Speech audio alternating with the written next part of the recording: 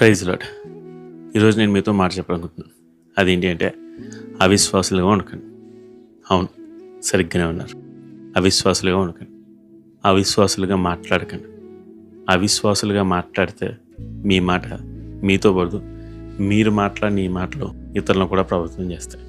ఇదిగో మోషే కానాను చూసి రమ్మన్నప్పుడు 12 మంది స్పైస్ని పంపిస్తే అందులో 10 మంది అవిశ్వాసంతో మాట్లాడారు. ఆ 10 మంది మొత్తం ఇశ్రాయేల్ జనాంగం అంతటినీ ప్రభావితం చేశారు. ఇద్దరంటే ఇద్దరు ఒకరినొకరు పురుకొల్పుకున్నారు. వాళ్ళే కాలేబు యెహోషువ.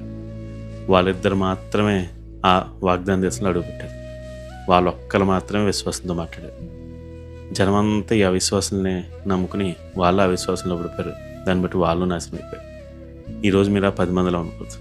ఈరోజు మీరు అలా అవిశ్వాసం మాట్లాడే వరకు ఉండకూడదు. దేవుడు అదే చెప్తాడు.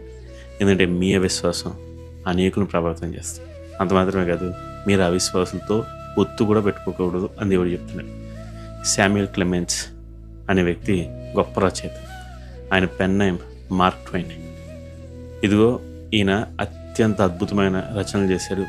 ఈయన రచనలో నిజంగా కొనియాడబడినవి.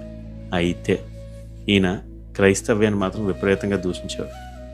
ఇదిగో ఎవరైనా ఒక వ్యక్తి క్రైస్తవుడు అనగానే అతన్ని విపరీతంగా హేళన చేసేవాడు. ఇంతటి దుర్భరమైన జీవితం ఉన్న ఈ వ్యక్తి లోకంలో అయితే మాత్రం గొప్ప పేరు సంపాదించాడు. అలాగే ఒక స్త్రీని చూసి ప్రేమించారు. ఆమె పేరు ఆలివర్. ఈమె చాలా భక్తిపరురాలు.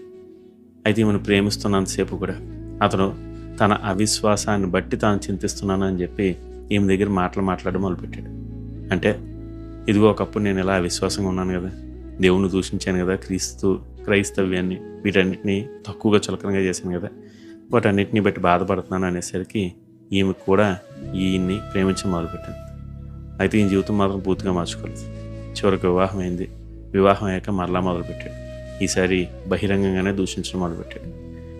ఈయన ఎంతగా చేశాడంటే ఈమె భార్య చర్చికి వెళ్ళడం నెమ్మదిగా తగ్గించి చివరికి చర్చికి వెళ్ళడం కూడా మానేసింది. ఆమె హృదయంలో పూర్తిగా అవిశ్వాసం నిండిపోయింది. ఇతని మాటలు, ఇతని రచనలు అన్నిటితో తన హృదయాన్ని నింపేసుకుంది. కొన్నాళ్ళకి వీళ్ళు జీవితంలో ఆర్థికంగా దెబ్బతిన్నారు, మానసికంగా దెబ్బతిన్నారు, అన్నీ కోల్పోయారు. ఎంతగా కోల్పోయాడంటే తాను అత్యంత ప్రేమించే తన కుమార్తెను కూడా కోల్పోయాడు.